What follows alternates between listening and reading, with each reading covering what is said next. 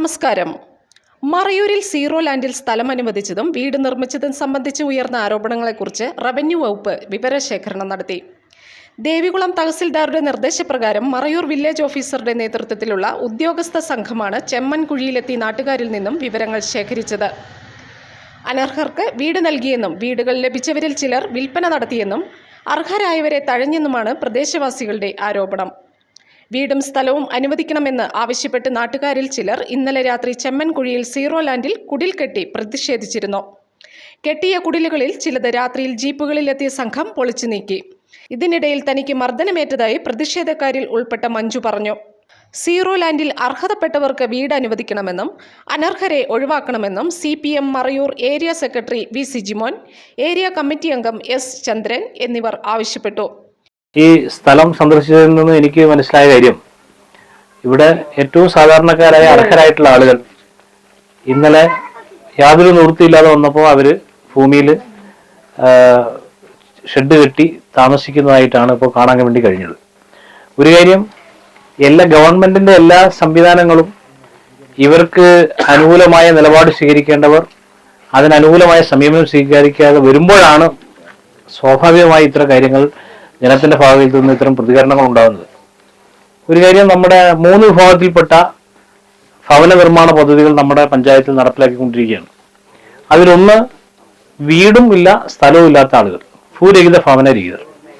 അങ്ങനെയുള്ള ആളുകൾക്ക് ലൈഫ് പദ്ധതിക്കകത്ത് ലിസ്റ്റിൽ വന്നേക്കുന്ന ആളുകൾ ഭൂമിയില്ലാത്ത ആളുകളാണെങ്കിൽ ഗവൺമെന്റിന്റെ ഭൂമി എവിടെയെങ്കിലും റവന്യൂ ഭൂമി ഉണ്ടെങ്കിൽ അത് പതിച്ചു കൊടുക്കാൻ ആവശ്യമായിട്ടുള്ള ഒരു സമീപനം ഗവൺമെന്റ് ഭാഗത്തു നിന്നുണ്ടായി.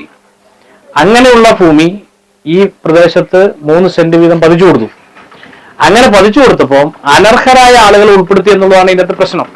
എന്ന് പറഞ്ഞാൽ വേറെ സ്ഥലവും വീടുമുള്ള ആളുകൾക്ക് ഇവിടെ സ്ഥലം അനുവദിക്കുകയും വീട് പണിയുകയും അതിനുശേഷം ആ വീട് വിൽക്കുകയും ചെയ്യുന്നു എന്നുള്ളതാണ് ഇവിടുത്തെ ഏറ്റവും പ്രധാനപ്പെട്ട പ്രശ്നം. അപ്പോൾ അർഹരായ ആളുകൾ ഒഴിവാക്കപ്പെടുകയാണ്. പഞ്ചായത്ത് 2 ലക്ഷം രൂപ വീതം കൊടുത്ത് ഇവിടെ സ്ഥലമില്ലാത്ത ഭവനരഹിതരായിട്ടുള്ള ആളുകൾക്ക് ലൈഫിൽ സ്ഥലം കൊടുക്കാൻ വേണ്ടി തീരുമാനിച്ചു. ആ ലിസ്റ്റിന്റെ അകത്തുനിന്നും ഇവർ ഒഴിവാക്കപ്പെട്ടിരിക്കുന്നു. പട്ടികജാതിയിൽപ്പെട്ട ആളുകൾ ഈ കൂട്ടത്തിലുണ്ട്. അവർക്ക് പട്ടികജാതി വിഭാഗത്തിൽപ്പെട്ട ആളുകളെ തെരഞ്ഞെടുക്കുന്നതിന്റെ അകത്ത് പഞ്ചായത്ത് റെസൊല്യൂഷൻ കൊടുക്കുമ്പോൾ ഇവരെ ആ പട്ടികയിൽ നിന്ന് ഒഴിവാക്കി കൊടുത്തിരിക്കുകയാണ്.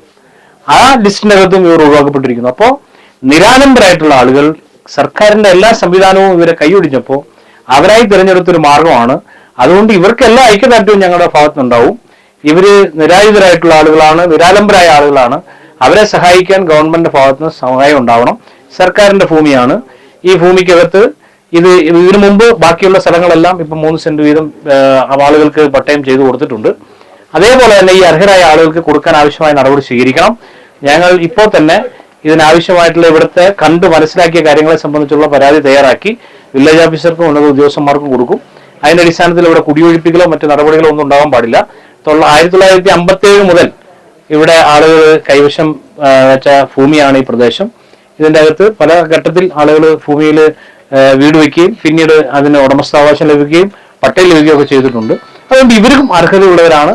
അതുകൊണ്ട് ഇവരെ കുടിയൊഴിപ്പിക്കുകയോ അക്രമ സംഭവങ്ങളോ ഒന്നും ഉണ്ടാകാൻ പാടില്ല. വളരെ ക്രിയാത്മകമായി റവന്യൂ ഡിപ്പാർട്ട്മെന്റ് ഈ കാര്യത്തിൽ ഇടപെടണമെന്നാണ് ഞങ്ങളുടെ അഭിപ്രായം.